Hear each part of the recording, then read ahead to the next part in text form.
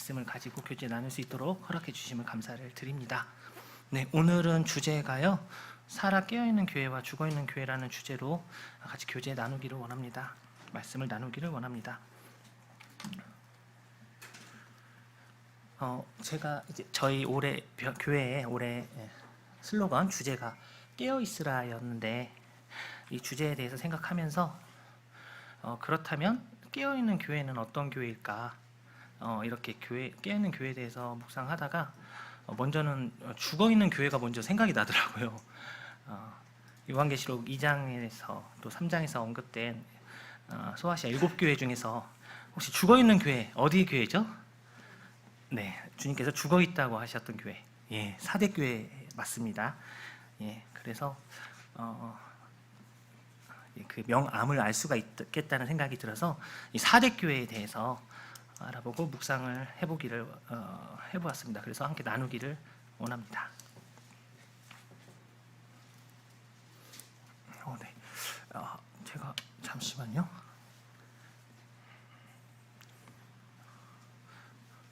네, 되네요. 감사합니다. 네, 요한계시록 3장에 사대교회에 대해서 나와 있습니다. 네, 보시면 에베소, 서머나, 버가모, 두아디라, 사대, 빌라델피아, 라오디게아 이렇게 교회들이 있습니다. 그 중에서 특별히 이 사대교회는 주님께서 참 죽어있는 교회라는 평을 하셨고, 그런 별명을 갖게 된 교회가 되겠습니다. 아담의 타락 이후로 인간의 본성은, 그 죄악된 본성은 변함이 없는 것을 봅니다. 또 우리 인간의 본성이 지금까지 그대로인 것을 봐요. 뭐 생활의 편의나 과학기술은 많이 발전했을지 몰라도 인간의 본성은 그대로기 때문에 주님께서 이 사대교회 성도들에게 하신 말씀이 오늘날 우리 교회에, 저와 우리 성도님들에게도 유익이 될 거라고 생각이 됩니다. 우선 사대 교회가 있었던 사대 지역, 사대 도시를 소개를 좀 해드리고 싶습니다. 사대는 이쪽 에베소에서 북동쪽으로 80km 떨어진 곳에 있는 지역입니다. 거의 남쪽을 제외하고는 절벽으로 되어 있어서 거의 450m 높이의 절벽으로 막혀 있어서 오직 남쪽에서만 올라갈 수 있었기 때문에 난공불락의 도시로 되어 있었습니다. 그리고 이미 예수님이 오시기 전 1200년 전부터 BC 12세기 전부터 12세기부터 도시가 세워졌었던 굉장히 오래된 도시로 있었던 지역입니다. 여기 보시면 사르디스라고 써 있는데요. 예수님 오시기 전에 6세기 전에 리디아라는 왕국이 있었더라고요. 이 리디아라는 왕국에서 수도였습니다. 이 사르디스 사대 지역이 사대입니다. 수도로 있었고, 그 밑에 보면은 뭐 에베소, 버가모 등 큰 도시들이 있었지만 원래 사대가 수도를 차지할 정도로 본래 큰 도시였던 것을 보게 됩니다. 이 리디아 왕국은 이제 페르시아 제국에게 넘어가게 되고요. 600년간 존속하다가 페르시아 제국에게 멸망해서 복속되고, 다시 그리스 제국에게 멸망당하고 다시 복속되고, 그리고 BC 133년경에 이제 로마에게 복속이 되면서 속국이 됩니다. 보시면 이제 이 리디아 왕국의 수도였던 사대가 페르시아 제국과 그리스 제국에게 복속되었다가 최종적으로 로마에게 복속되고, 후에 이제 교회가 세워지는 그런 곳이 되겠습니다. 이 사대 지역의 특징이 있습니다. 그 우리 전주의 전주천처럼 이렇게 천이 흘러간다고 합니다. 사대 도시 한쪽에. 그래서 시내가 흘러가는데 거기에서 사금이 발견되었다고 해요. 그래서 사금, 금이잖아요. 굉장히 이 금이 또 많이 발견되었다고 합니다. 그래서 이 사대라는 도시가 이 금을 통해서 많은 재물을 소유하게 되고 유명해지게 되었다고 합니다. 그래서 결국에는 그 재물의 풍성함으로 인해서 도덕적 타락이 발생하고 결국에는 그로 인해서 도시가 멸망당하는 그런 일이 있게 됩니다. 또 양탄자도 많이 만들고 양털을 이용한 옷을 제조하는 것도 유명해서 많은 상업이나 이런 것들이 발달했던 지역이고, 나중에는 지진이 나서 또 한 번 더 멸망을 하게 된다고 되어 있었습니다. 앞서 얘기했던 그 리디아 왕국의 수도였던 사대는 금이 굉장히 풍부하게 나왔기 때문에 세계 최초로 금화를 만들어서 유통을 시켰다고 합니다. 이건 이제 로마 시대의 금화인데요. 없어서 사진 자료가 없어서 이런 식으로 세계 최초로 금화를 만들어서 유통을 했을 정도로 풍부한 금을 바탕으로 이렇게 재물이 넘쳤던, 한때 풍성했던 그런 도시가 되겠습니다. 보니까 이솝 이야기를 지은 이솝도 이 사대 출신으로 나오더라고요. 네. 앞서 말씀드린 것처럼 이 사대는 이제 사대 교회가 세워지는데 에베소 교회로부터 북동쪽으로 80km 떨어진 거리에 있습니다. 사도행전 19장에서 우리 사도 바울이 3차 전도 여행 때 에베소의 그 두란노 서원에서 2년 동안 하나님의 말씀을 가르치잖아요. 그때 10절에 보면 아시아에 사는 자는 유대인이나 헬라인이나 다 주의 말씀을 듣더라. 정말 전도 활동을 열심히 해서 이 아시아 지역에 많은 이들이 복음을 들었던 것을 성경에 기록해 놓으셨는데, 아마도 그때 사대 교회가 개척된 것이 아닌가 이렇게 추측도 하시는 것을 보았습니다. 이런 사대 도시와 또 거기에 있던 우리 사대 교회에 대해서 나눠 보고 있습니다. 사대 교회는 한때는 상당히 번영했다고 합니다. 그래서 역사적으로는 2세기 후반에, 주후 2세기 멜리토라는 감독이 있어서 주님의 말씀을 가지고 많은 변증을 하고 복음을 전했다고 이렇게 기록이 나와 있습니다. 하지만 결국에는 그 도시의 쇠락과 괴를 같이 하는데요, 풍부한 재물과 금을 가지고 있다 보니까 도덕적 타락과 퇴폐 풍조가 교회 안으로도 들어오면서 사대교회는 안일함, 부도덕으로 교회가 타락하게 되고, 결국에는 살아있다는 이름을 가지고 있지만 죽어있는 교회다라는 그런 별명을, 오명을 갖게 되는 그런 교회로, 죽은 도시와 죽은 교회로 전락하게 됩니다. 한번 말씀을 같이 읽기를 원합니다. 3절만 돼서요, 다 같이 한번 읽어보겠습니다. 시작. 사대교회의 사제에게 편지하노니 하나님의 7영과 7별을 가진 이가 가라사대, 내가 내 행위를 아노니 내가 살았다 하는 이름은 가졌으나 죽은 자로다. 일깨워 그 남은 바 죽게 된 것을 굳게 알아. 내 하나님 앞에 내 행위에 온전한 것을 찾지 못하였노니, 그러므로 내가 어떻게 받았으며 어떻게 들었는지 생각하고 지키어 회개하라. 만일 일깨지 아니하면 내가 도적같이 이르리니 어느 시에 내게 임할는지 내가 알지 못하리라. 네, 다른 에베소 교회나 서머나 교회는 칭찬을 받거든요, 그 행위에 대해서. 그런데 이 사대 교회는 우리 주님께서 7영과 7별을 가지니 우리 주님으로 분별이 되고요, 우리 주님께서 단도직입적으로 말씀을 하십니다. 너에게 내가 내 행위를 안다. 내가 살았다는 이름은 가졌지만 죽은 자로다, 죽은 자이다 라고 단도직입적으로 그 행위에 대해서 책망하시는 것을 봅니다. 사대라는 이름의 뜻은 도망한 사람, 빠져나온 사람이라는 뜻이라고 합니다. 분리된 사람. 우리 교회 에클레시아가 무슨 뜻이죠? 예, 불러낸 무리, 뜻이 같잖아요. 그런데 이 사대 교회는 뜻과는 다르게 세상에 오염되어 있고 또 세상에 휘둘리면서 정작 구원받은 이가 극히 적은 교회로 남게 됩니다. 그래서 우리 주님에게 내가 살았다 하는 이름은 가졌지만 죽은 자라고 이렇게 책망을 받게 됩니다. 사람의 눈으로 보기에는 별다른 문제가 없는 교회이고요, 뭔가 성도들도 있고 또 신앙생활도 열심히 하는 것 같고 조직도 있고 재정도 있고 이렇게 튼튼해 보이는 교회인데, 주님의 눈에서는, 주님의 눈으로 보기에는 단지 과거의 영광에 머물러 있는 교회, 쇠락한 4대 도시처럼 교회의 간판은 걸고 있지만 신앙적으로 부패했고 도덕적으로 타락해서 구원받은 성도가 극히 적은, 그런 정작 주님 앞에는 내놓을 것이 없는 그런 죽어있는 교회라는 평가를 받게 됩니다. 영적으로 죽어 있는 교회의 특징이 있습니다.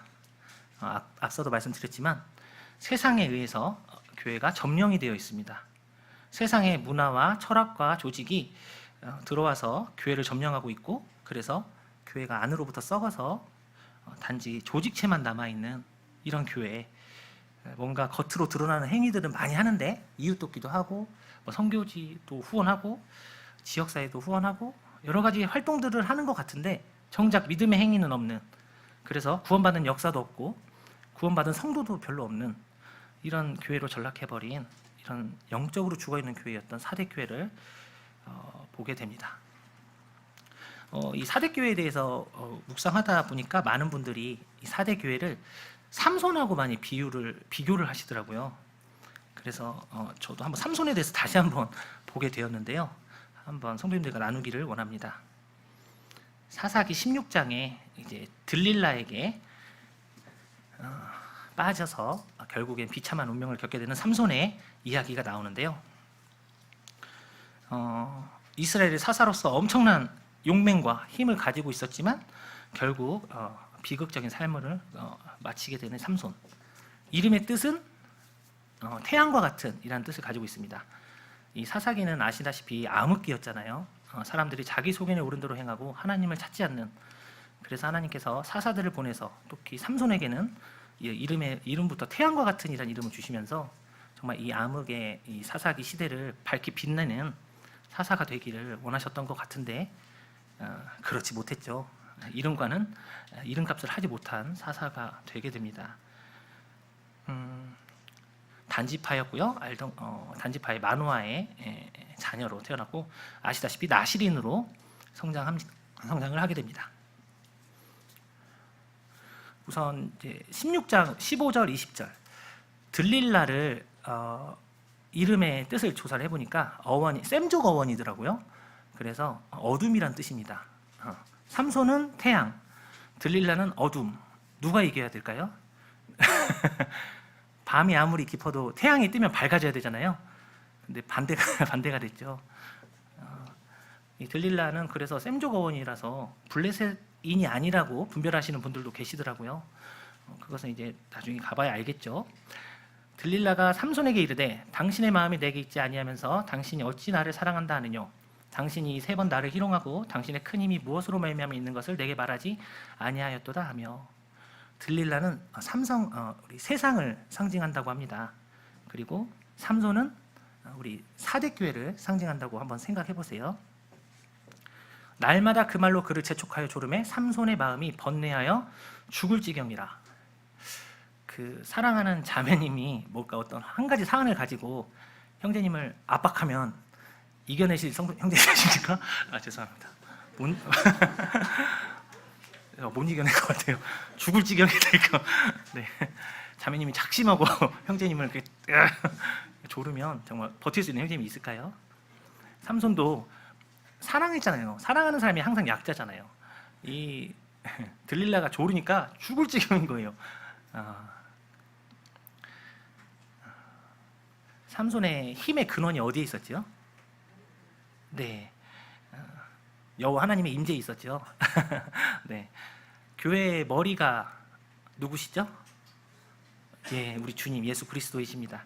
삼성의 머리카락에 힘이 있다고 믿었지요. 삼손은 그것처럼 우리 사대교회도 그 머리 대신 주님의 힘이 잃어버린 것을 한번 생각해 보시기를 원합니다. 그렇게 해서 삼손은 결국에는 자신의 비밀을 조르다가 조름을 당해다가 실토하게 됩니다. 17절에서 삼손이 진정을 토하여 그에게 이르되 내 머리에는 삭도를 대지 아니하였나니 이는 내가 모태에서 하나님의 나실인이 되었음이라. 만일 내 머리가 밀리우면 내 힘이 내게서 떠나고 나는 약하여져서 다른 사람과 같으리라. 거짓말을 반복하다가 결국에는 진심을 이야기하게 됩니다. 성도님들도 단에서 많이 우리 형제님께 말씀드렸다시피 진실은 아닙니다. 진리는 아닙니다. 진심을 얘기했지만 그것이 주님께서 원하시는 진리는 아니었죠. 들릴라는 하나도 망설이거나 그런 거 없이 바로 삼손의 이야기를 듣고 머리털 7가닥을 밀고 그의 힘이 없어진 것을 확인하고 이제 블레셋인들에게 삼손을 넘기게 됩니다. 20절을 다 같이 한번 읽어보기를 원합니다. 같이 읽겠습니다. 시작. 들릴라가 가로되 삼손이여 블레셋 사람이 당신에게 미쳤느니라 하니 삼손이 잠을 깨며 이르기를 내가 전과 같이 서 몸을 떨치리라 하여도 여호와께서 이미 자기를 떠나신 줄을 깨닫지 못하였더라. 네, 삼손은 여호와께서 이미 자기를 떠나신 줄을 깨닫지 못하고 떨쳐 일어나서 다시 한번 힘을 써서 블레셋 족속들을 물리치려 했지만 말씀에서 여호와께서 이미 자기를 떠나셨다고 이렇게 언급하고 있습니다. 사대교회도 결국 세상에 그런 게 조르고 조름에 결국에 넘어가서 그 믿음의 비밀이었던 주님을 잃어버리게 된 것이죠. 삼손도 그리고 떠난 주님을 모르고 힘을 써보려 하지만 결국 사대교회는 죽어있는 교회라는 말만 듣게 되는 그런 전철을 삼손과 같은 전철을 밟게 됩니다. 삼손이 이제 보고 자신이 보기에 사랑스러운 여인을 이제 사귀죠. 당시 사사기의 배경이었던 그런 주제였던 자신의 보기에 자신의 속에는 옳은 대로 행하는 모습의 전형적인 모습을 삼손이 보여줍니다. 이 들릴라에게 5방백이 와서 한 사람당 1,100세겔씩을 준다고 합니다. 진짜 엄청난 돈이더라고요. 찾아보니까 들릴라는 전혀 망설이지 않고 수락하죠. 오히려 망설이고 고통스러운 것은 삼손이었죠. 네, 3번의 거짓 말을 했지만 결국에는 들릴라에게 자신의 힘의 근원을 얘기를 하고 또 자신이 그렇게 믿고 있었죠. 주님께서 떠나신 것을 그렇게 하고 힘을 잃게 됩니다. 그리고 아까 말씀드린 것처럼 여호와께서 이미 자기를 떠나신 줄을 깨닫지 못하고 두 눈을 뽑히고 연자맷돌을 갈게 되는 이런 비참한 신세에 빠지게 됩니다.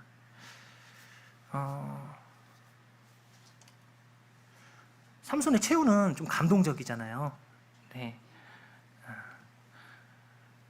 성도님들도 아시다시피 한번 읽어보겠습니다. 사사기 16장 28, 30절인데 제가 읽어보겠습니다. 삼손이 여호와께 부르짖어 가로되 주 여호와여 구하옵나니 나를 생각하옵소서.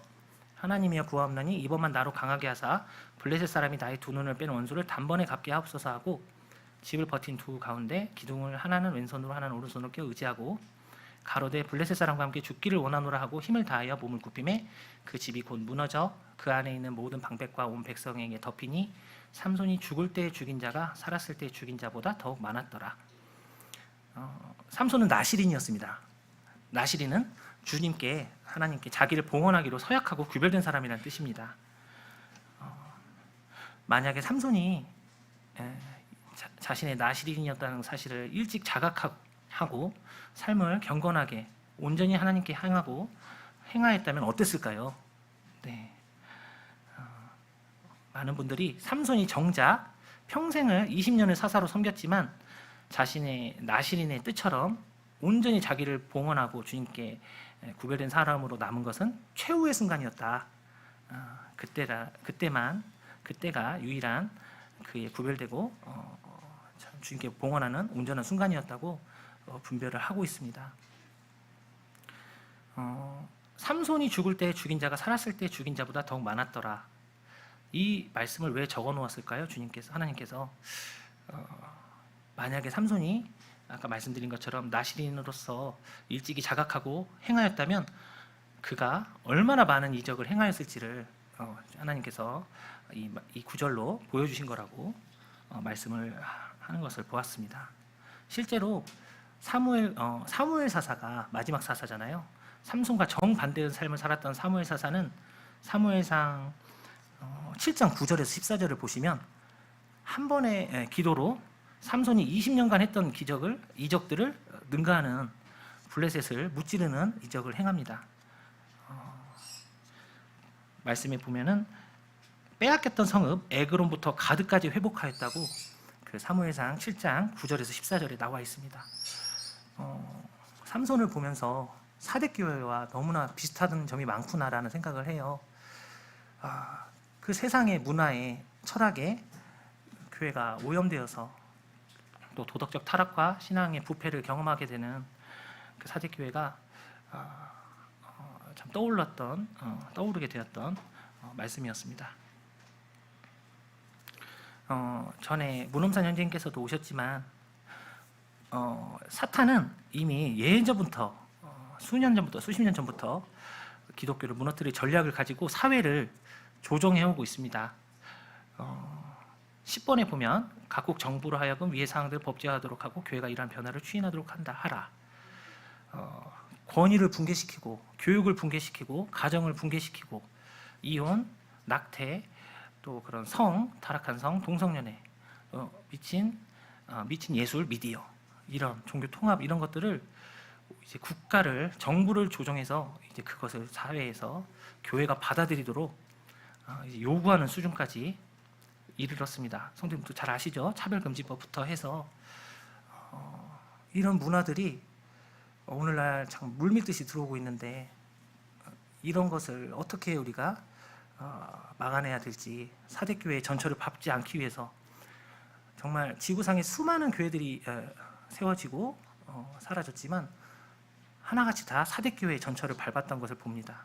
결국에는 사대교회처럼 돼요. 우리가 얼마나 깨어 있어야 될지 하는 생각을 하게 되었습니다. 다시 요한계시록으로 돌아와서요. 사대교회에게 주님께서 하신 말씀입니다. 너는 일깨워 그 남은 바 죽게 된 것을 굳게 하라. 내 하나님 앞에 내 행위 온전한 것을 찾지 못하였느니. 하나님께서 사대교회에게 일깨워 깨어나라고 요구하십니다. 우리 주님께서 삼손이 나와 있는 그 사사기 그 말씀이 3장 정도가 되는데 읽어보면 잔다는 얘기가 그렇게 말씀이 많이 나와요. 단어가 자고 있다, 잔다. 아마 성경의 인물 중에 이렇게 잠을 많이 잔 사람도 없을 겁니다. 그리고 하나같이 잡히기 전에 자고 있어요. 삼손은 여성의 무릎을 이렇게 베고 자다가 잡히고, 어떤 분은 자면 묶인다 이렇게 또 말씀하시는데, 사대라는 지역이 이런 역사를 가지고 있습니다. 아까 말씀드렸다시피 450m나 되는 절벽을 가지고 있고 남쪽만 이렇게 있어서 천혜의 난공불락의 요새였는데 2번 함락당해요. 2번 함락당하는데 그 이유는 똑같습니다. 태만하고 교만하고 감히 이 성읍을, 이런 난공불락 요새를 옳지 못할 거라고 생각하고 잠을 자버린 거죠. 그 리더들도 그리고 병사들도 군사들도. 그래서 2번 함락당한 그 역사를 가지고 있습니다. 좀 이렇게 닮았는지 모르겠어요. 삼손하고 사대가.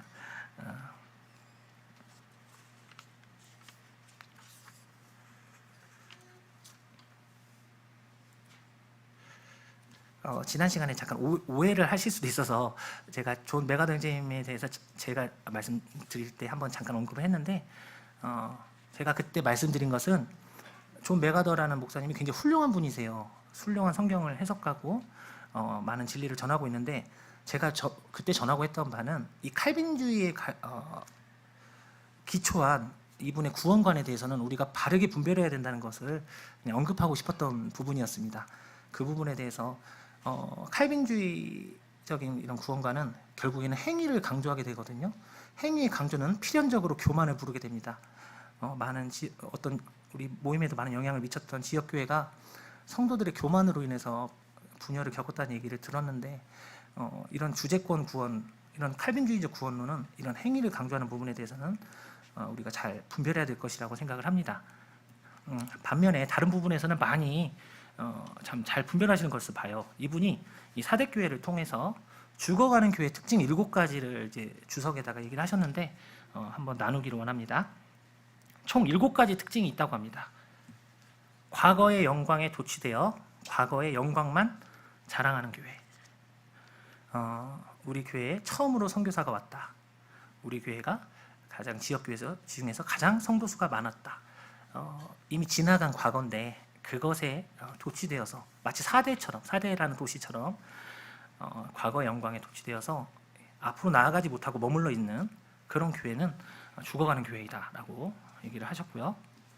2번째, 영적인 실체보다는 교회의 의식에 빠져 있는 교회. 말씀처럼 예배의 형식에 빠져서 무미건조한 예배가 되는 거. 저희 교회 장로님들께서 가장 경계하시는 부분이 이 부분이잖아요. 그것 중에 하나가 정말 살아있는 예배로 떡과 잔을 떼고 주님의 십자가의 죽으심과 부활로 기념하면서 기억하면서 정말 일주일간 있었던 그 고통과 어려움들이 있었던 것도 회복하고 하나님의 사랑과 은혜로 재충전을 해야 되는데 그냥 그 형식에 빠져버려가지고 무미건조한 그런 예배만 드리고 집으로 가는 이런 성도들이 많아지면 그 교회는 죽어가는 교회다라고 이야기합니다. 세 번째, 속사람의 변화가 추구되지 않는 교회. 개인적으로는 제가 가장 많이 찔림이 되고 제 자신을 돌아보게 되었던 부분인데요. 말씀을 듣고 정말 배웠는데 10년이 지나고 20년이 지나도 그대로인 거예요. 속사람이. 저 자신을 볼 때 너무나 부끄럽습니다. 오히려 구원의 확신을 가지고 정말 기쁨으로 섬겼던 때보다 지금은 내 자신이 오히려 속사람이 오히려 더 이렇게 말라버린 변화하지 못하고 있는 제 자신을 보면서 다시 한번 반성을 해보게 되었습니다. 지난주 우리 형제님께서 말씀하신 것처럼 우리의 목표가 겉사람은 후패하지만 속사람은 정말 주님의 인격을 닮아가는 예수님을 닮아가는 목표를 가지고 나아가야 된다고 하셨는데 그 부분이 정말 많이 와닿았던 부분이었습니다. 속사람의 변화가 추구되지 않는 교회는 죽어가는 교회다. 네 번째, 영적인 것보다 물질적인 것에 치중하는 교회. 세상 교파 교단 그런 교회들이 이런 부분에 많이 넘어지는 것을 봅니다. 제 친구가 이제 목사님이신데 교파 교회인데 성도 수가 몇 명이다 이런 것을 굉장히 신경을 쓰더라고요. 또 헌금이 얼마나 거친다, 예배당의 크기가 얼마나다 이런 거에 굉장히 민감하더라고요.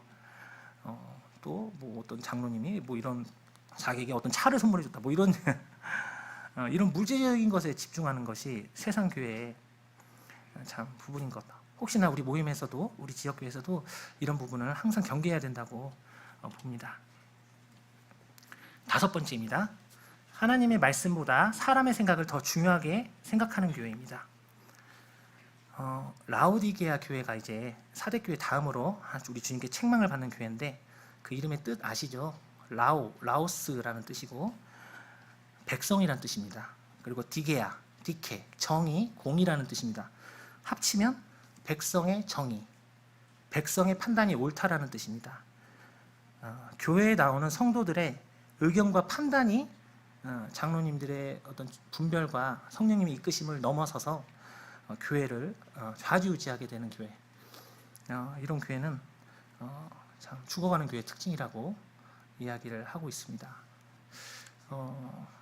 지난주 또 장로님들께서 그 장로님의 권위에 대해서, 교회의 권위에 대해서 순종하는 것에 대해서 말씀을 전하실 때 많이 아멘이 되었습니다. 제가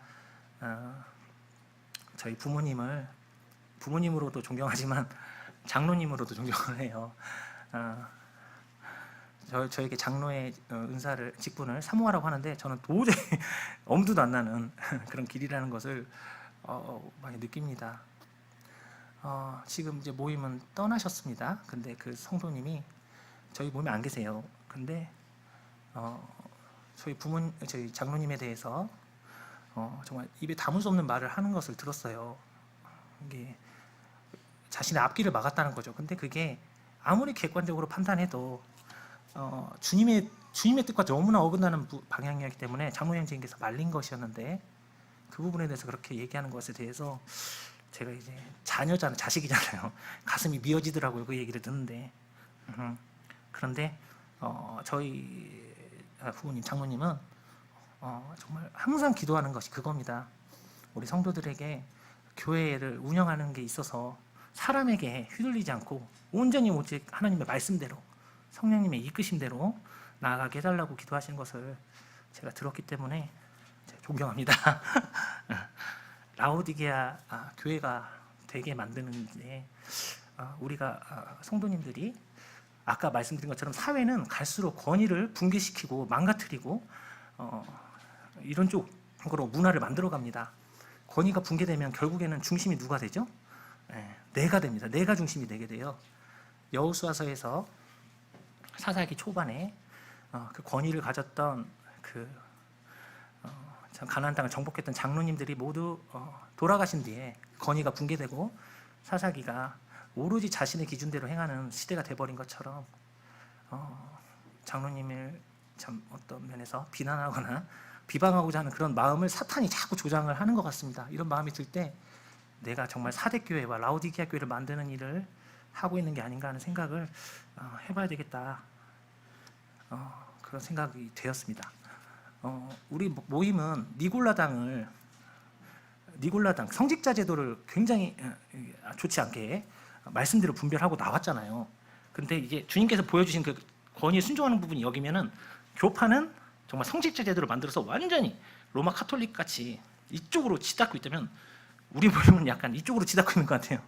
이게 성경에서 말하고 있는 바는 가운데인데 오히려 이 양쪽 극단으로 가고 있는 게 아닌가 하는 생각이 들 때가 가끔씩 있었습니다. 이 말씀을 보면서 이 부분을 보면서 우리가 이 마지막 때를 살아가면서 우리 장로 형님들의 권위를 세워주고 우리가 순종하는 것이 얼마나 중요한가 이런 생각을 하게 되었습니다.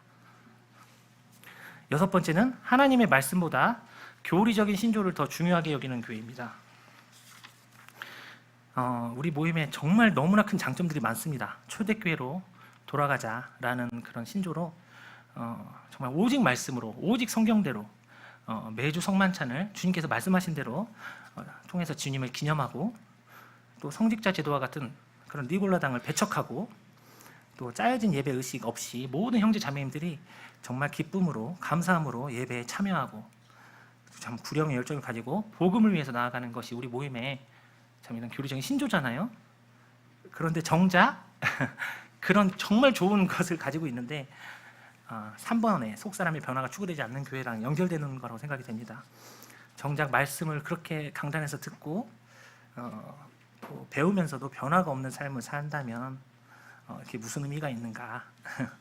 이 부분이 죽어가는 교회의 특징이기 때문에 이런 일이 일어나지 않도록 저희들이 참 그 말씀에 더 매달리고 깨어 있어야 되겠다는 생각을 하게 됩니다. 7번입니다. 마지막입니다. 성경에 있는 모든 말씀이 하나님의 말씀이라고 확신하지 않는 교회. 이런 교회가 많더라고요. 정말 많더라고요. 저와 같이 일하는 우리 사회복지사 선생님이 계시는데 저보다 띠동갑이에요. 제 위로 12살이 많으신데 제가 태어나기 전부터 교회를 다니셨어요. 근데 아담의 선악과를 따먹고 죄가 들어온 것, 그리고 노아 홍수, 또 예수님의 처녀 동정녀 탄생, 부활 다 안 믿으세요. 안 믿으신대요. 참 그러면서 구원받았다고 얘기를 하시는데 안타깝더라고요. 그런 것을 교회에서 가르쳐주질 않는 거예요. 제대로. 이것이 사실이고 이 성경에 나오는 모든 하나님의 말씀 단어 하나하나가 온전히 하나님의 말씀으로 신뢰할 만하다는 것을 가르치질 않는 거예요. 그 교회들이. 보니까 교회도 많이 옮기셨더라고요. 그런데 하나같이 그런 것을 가르치지 않았다고 하더라고요. 정말 제가 우리 모임에 속한 것이 얼마나 참 감사한 일인지 한번 생각하게 되었습니다. 어쨌든 이 7가지 특징이 있습니다. 이것에 대해서 우리가 깨어 있어야 되는데 그렇다면 어떻게 깨어 있어야 되냐, 이 부분에 대해서 이렇게 좀 세부적으로 성도님과 나누기 위해서 이 부분을 가져와 봤습니다.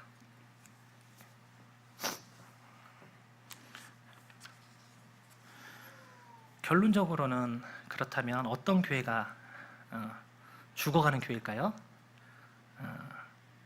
하나님의 말씀을 경홀히 여기고 교회의 질서와 권위가 붕괴되고 세상의 문화가 침투되어서 사람의 방법으로 또 사람의 생각으로 교회를 운영하는 교회, 그것이 바로 사대교회이고 죽어가는 교회입니다.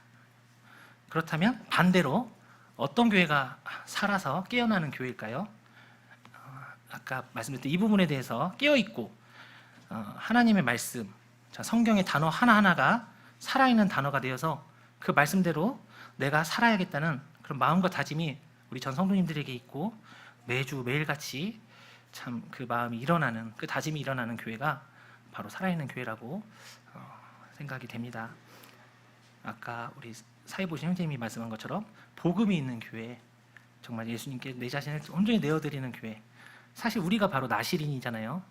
정말 삼손이 정말 사무엘처럼 일찍이 자신을 드렸다면 얼마나 많은 역사를 경험했겠어요. 우리 교회도 이런 부분에 있어서 참 깨어 있어야겠다는 주님의 말씀에 순종해야겠다는 생각이 듭니다. 요한계시록 3장 4절 6절 사대교회에 대해서 마지막으로 얘기하신 부분인데 제가 읽겠습니다. 그러나 사대에 그 옷을 더럽히지 아니한 자 몇 명이 내게 있어 흰 옷을 입고 나와 함께 다니리니 그들은 합당한 자인 연고라. 이기는 자는 이와 같이 흰 옷을 입을 것이요 내가 그 이름을 생명책에서 반드시 흐리지 아니하고 그 이름을 내 아버지 앞과 그 천사들 앞에서 시인하리라. 귀 있는 자는 성령이 교회들에게 하시는 말씀을 들을지어다. 이 말씀이 오늘날 우리에게도 우리 모임에게도 우리 성도님들에게도 저에게도 해당하는 말씀이라고 생각이 됩니다. 정말 생명책에서 그 기록을 지워버리지 않겠다. 하나님과 우리 천사들 앞에서 시인하겠다고 하신 우리 주님의 말씀을 기억하게 됩니다. 다 같이 한번 읽어보겠습니다. 시작. 그러므로 내가 어떻게 받았으며 어떻게 들었는지 생각하고 지켜 회개하라.